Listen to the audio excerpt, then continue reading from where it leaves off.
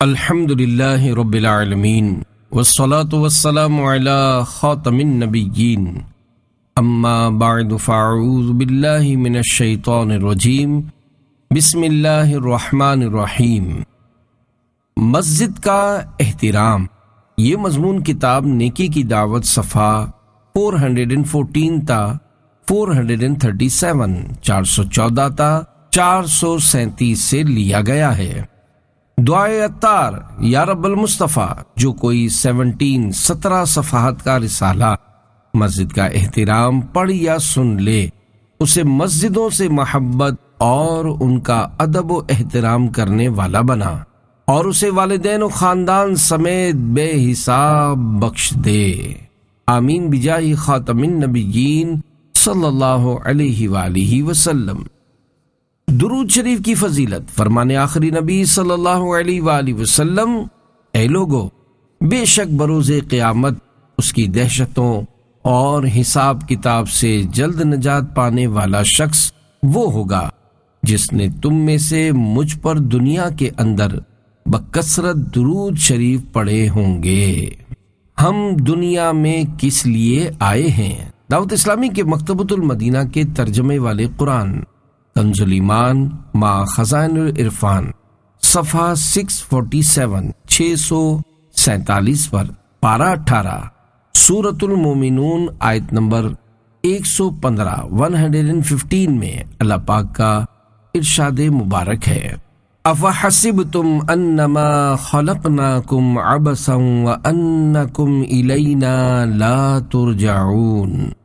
ترجمہ کنز الایمان: تو کیا یہ سمجھتے ہو کہ ہم نے تمہیں بیکار بنایا اور تمہیں ہماری طرف پھرنا نہیں؟ حضرت علامہ مولانا سید محمد نعیم الدین مراد آبادی رحمۃ اللہ علیہ اس آیت کریمہ کے تحت فرماتے ہیں: اور کیا تمہیں آخرت میں جزا کے لیے اٹھنا نہیں، بلکہ تمہیں عبادت کے لیے پیدا کیا کہ تم پر عبادت لازم کریں، اور آخرت میں تم ہماری طرف لوٹ کر آؤ تو تمہیں تمہارے اعمال کی جزا دیں۔ پیارے پیارے اسلامی بھائیوں، ہم سبھی کو اپنی زندگی کے حقیقی مقصد کے حصول کے لیے ہر دم کوشاں رہنا چاہیے، گناہوں سے بچنا اور ثواب کے کاموں کو کرتے رہنا چاہیے۔ مدنی چینل دیکھتے دکھاتے رہیے کہ اچھی نیتوں کے ساتھ مدنی چینل کے پروگرام دیکھنا اور دوسروں کو دیکھنے کی دعوت دینا بھی باعث رضا رب الانام اور جنت میں لے جانے والا کام ہے۔ موت کی ہر دم یاد رکھیے، موت دولہا کو عین بارات سے اور دلہن کو حجلہ عروسی میں بستر راحت و مسرت سے یک دم اچک لیتی ہے۔ بولی خلوت میں اجل دولہا و دلہن سے وقت عیش، ہے تمہیں بھی قبر کے گوشے میں سونا ایک دن۔ صلو علی الحبیب صلی اللہ علی محمد۔ جب مسجد میں زور سے قدم رکھ کر چلنا بھی منع ہے تو میرے آقا اعلی حضرت امام اہل سنت مولانا شاہ امام احمد رضا خان رحمۃ اللہ تعالی علیہ کا نیکی کی دعوت دینے کا جذبہ مرحبا۔ آپ رحمۃ اللہ علیہ نیکی کی دعوت کا ثواب کمانے کا کوئی موقع ہاتھ سے نہ جانے دیتے۔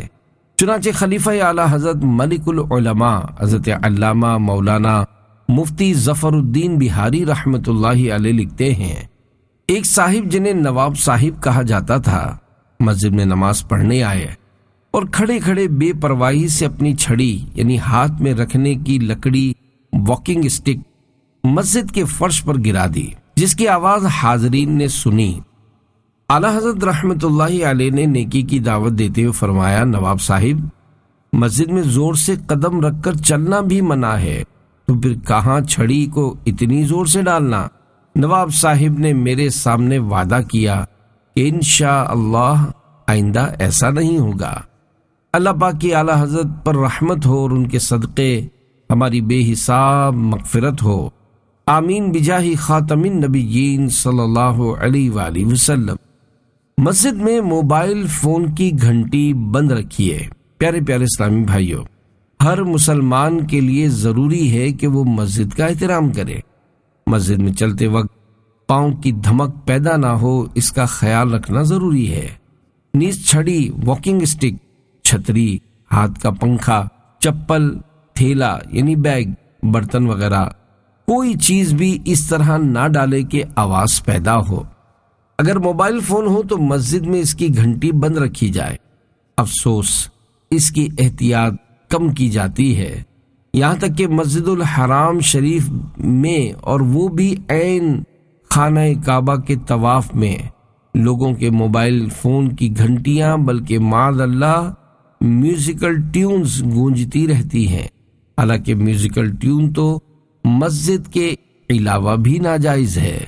بسم اللہ الرحمن الرحیم کے 19 حروف کی نسبت سے مسجد کے متعلق 19 مدنی پھول۔ احترام مسجد کے ضمن میں دعوت اسلامی کے مکتبۃ المدینہ کی 1548 1548 صفحات کی کتاب فیضان سنت جلد اول صفحہ 1202 تا 1207 1202 تا 1207 پر بیان کردہ مدنی پھول کہیں کہیں رد و بدل کے ساتھ پیش کیے جا رہے ہیں۔ انہیں قبول فرما کر اپنے دل کے مدنی گلدستے میں سجا لیجئے۔ نمبر 1، مروی ہوا کہ ایک مسجد اپنے رب کریم کے حضور شکایت کرنے چلی کہ لوگ مجھ میں دنیا کی باتیں کرتے ہیں۔ ملائکہ اسے آتے ہوئے ملے اور بولے، ہم ان یعنی مسجد میں دنیا کی باتیں کرنے والوں کے ہلاک کرنے کو بھیجے گئے ہیں۔ نمبر 2، روایت کیا گیا ہے کہ جو لوگ غیبت کرتے ہیں اور جو لوگ مسجد میں دنیا کی باتیں کرتے ہیں ان کے منہ سے گندی بدبو نکلتی ہے، جس سے فرشتے اللہ پاک کے حضور ان کی شکایت کرتے ہیں۔ سبحان اللہ، جب مباح و جائز بات بلا ضرورت شرعیہ کرنے کو مسجد میں بیٹھنے پر یہ آفتیں ہیں، تو مسجد میں حرام و ناجائز کام کرنے کا کیا حال ہوگا۔ نمبر 3، درزی کو اجازت نہیں کہ مسجد میں بیٹھ کر کپڑے سیے۔ ہاں، اگر بچوں کو روکنے اور مسجد کی حفاظت کے لیے بیٹھا ہے تو حرج نہیں۔ اسی طرح کاتب کو مسجد میں اجرت پر کتابت کرنے کی اجازت نہیں۔ نمبر 4، مسجد کے اندر کسی قسم کا کوڑا ہرگز نہ پھینکیں۔ شیخ عبدالحق محدث دہلوی رحمۃ اللہ تعالی علیہ جذب القلوب میں نقل کرتے ہیں کہ مسجد میں اگر خس یعنی معمولی سا تنکا یا ذرہ بھی پھینکا جائے تو اس سے مسجد کو اس قدر تکلیف پہنچتی ہے جس قدر تکلیف انسان کو اپنی آنکھ میں خس یعنی معمولی ذرہ پڑ جانے سے ہوتی ہے۔ نمبر 5، مسجد کی دیوار، اس کے فرش، چٹائی یا دری کے اوپر یا اس کے نیچے تھوکنا، ناک سے نکنا، ناک یا کان میں سے میل نکال کر لگانا، مسجد کی دری یا چٹائی سے دھاگا یا تنکا وغیرہ نوچنا سب ممنوع ہے۔ نمبر 6، ضرورتاً مسجد کے اندر اپنے رومال وغیرہ سے ناک پہنچنے میں کوئی مذائقہ نہیں۔ نمبر 7، مسجد میں جھاڑو دینے میں جو گرد اور کوڑا وغیرہ نکلے وہ ایسی جگہ مت ڈالیے جہاں بے ادبی ہو۔ نمبر 8، جوتے اتار کر مسجد میں ساتھ لے جانا چاہیں تو گرد وغیرہ باہر جھاڑ لیجئے۔ اگر پاؤں کے تلووں میں گرد کے ذرات لگے ہوں تو اپنے رومال وغیرہ سے پونچھ کر مسجد میں داخل ہوں۔ مسجد میں گرد کا کوئی ذرہ نہ گرنے پائے، اس کا خیال رکھیے۔ نمبر 9، مسجد کے وضو خانے پر وضو کرنے کے بعد پاؤں وضو خانے ہی پر اچھی طرح خشک کر لیجئے۔ گیلے پاؤں لے کر چلنے سے مسجد کا فرش گندا اور دریا میلی اور بدنما ہو جائیں گی اور بدنما ہو جاتی ہیں۔ اب میرے آقا اعلی حضرت امام اہل سنت مجدد دین و ملت مولانا شاہ امام احمد رضا خان رحمت اللہ علیہ کے ملفوظات شریفہ سے بعض آداب مسجد پیش کیے جا رہے ہیں۔ نمبر 10، مسجد میں دوڑنا یا زور سے قدم رکھنا جس سے دھمک پیدا ہو منع ہے۔ 11، وضو کرنے کے بعد اعضائے وضو سے ایک بھی چھینٹ پانی فرش مسجد پر نہ گرے۔ یاد رکھیے، اعضائے وضو سے وضو کے پانی کے قطرے فرش مسجد پر گرانا ناجائز و گناہ ہے۔